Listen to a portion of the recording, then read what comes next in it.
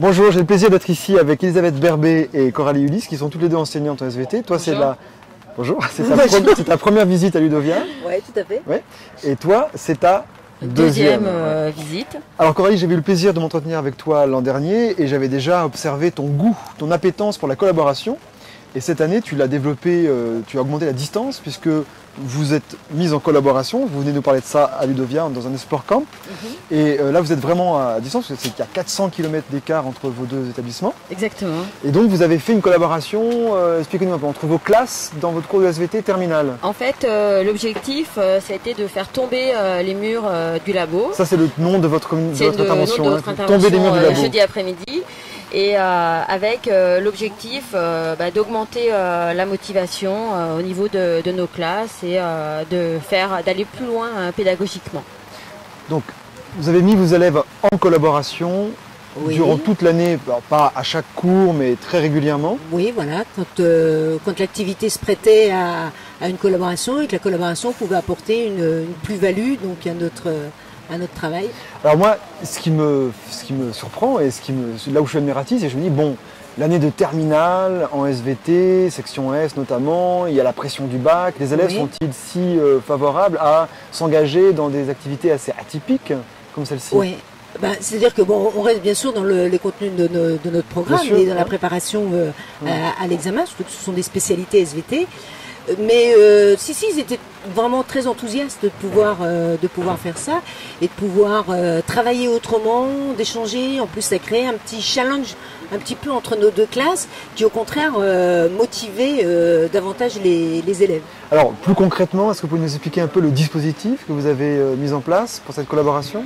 Alors en fait, on a cherché justement des outils qui nous permettaient de collaborer en temps réel, puisque nous avons nos emplois du temps qui ont été synchronisés.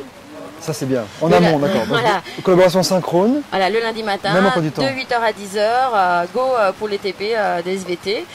Et en amont, nous avons travaillé sur des fichiers de cours sur l'application Numbers. Donc Numbers, c'est un tableur? C'est un tableur, mais qu'on utilise comme un portfolio en fait.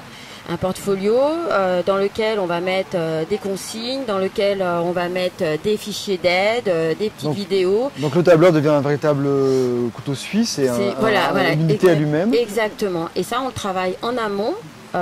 Toutes les deux, et ensuite les élèves vont se l'approprier et le compléter. Donc c'est un tableur qui est collaboratif, qui est en ligne. Voilà. Quels sont les prérequis techniques pour les élèves? Est-ce qu'il faut un compte? Est-ce qu'il faut du matériel particulier pour ça? Oui, alors on a la chance, c'est qu'on a toutes les deux nos établissements qui sont équipés d'iPad individuels, donc pour les élèves.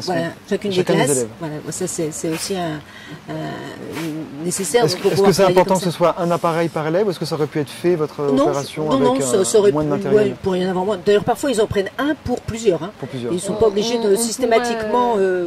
On pourrait en avoir un pour 4. Voilà, tout à fait. On n'est pas obligé d'en avoir un par élève.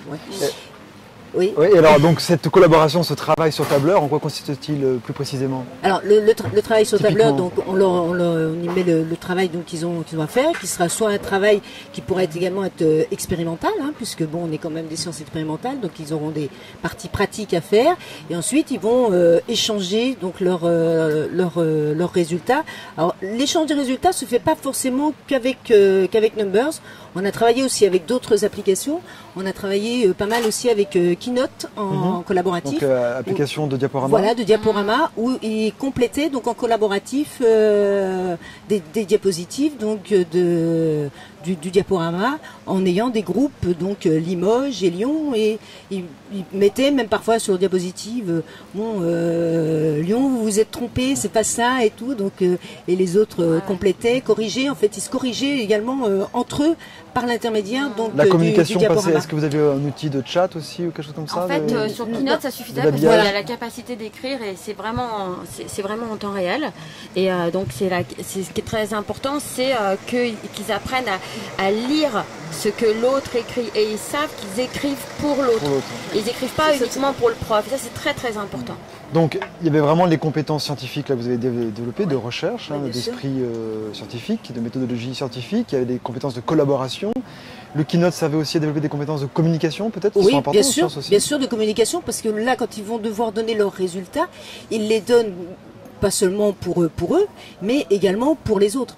Donc ils sont obligés de s'appliquer davantage, de développer davantage, parfois même de faire des petites vidéos d'explications également pour l'autre classe, quoi. Donc de la littératie multimédia. Voilà. Et est-ce que les tablettes sont des iPads, n'est-ce pas? Oui. Ont-elles été utilisées pour aussi de la captation de données scientifiques? Bien sûr. Oui, parce que grâce à l'iPad, on peut prendre les photos sur microscope. Par exemple, ils avaient à comparer des lames minces qu'ils avaient observées au microscope de manière à savoir si c'était un diabète 1 ou un diabète 2. Donc, ils prennent en photo leurs lames et ils les légendent sur Keynote ou sur Numbers. Donc là, vous avez vraiment intégré l'outil et utilisé pleinement les potentialités. Oui, et donc, du coup, et ensuite, ils intègrent leur propre vidéo où ils disent, ils racontent ce qu'ils voient et ils se confrontent d'une classe à une autre pour arriver à établir un diagnostic. Alors encore une question, la collaboration entre élèves à distance, est-ce que ça suffit pour créer une vraie dynamique, une vraie interaction, ou est-ce qu'il ne faut pas qu'ils se rencontrent quand même à un moment donné? Alors, effectivement, si c'est possible.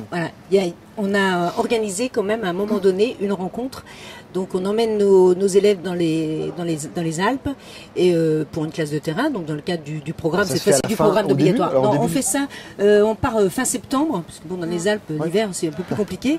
Donc fin septembre, et on s'arrange toujours pour faire au moins une séance collaborative avant. Qu'ils aient au moins une fois travaillé ensemble et ensuite ils se voient en réel, quoi. Ils se rencontrent et puis ils vont pouvoir échanger donc à ce moment-là. Et quel a été à la fin de cette année scolaire le ressenti des élèves vis-à-vis de cette... ils étaient super contents d'avoir travaillé comme ça. De travailler. Ouais. Et puis on a travaillé également, on a fait également des jeux un petit peu en utilisant Quizlet.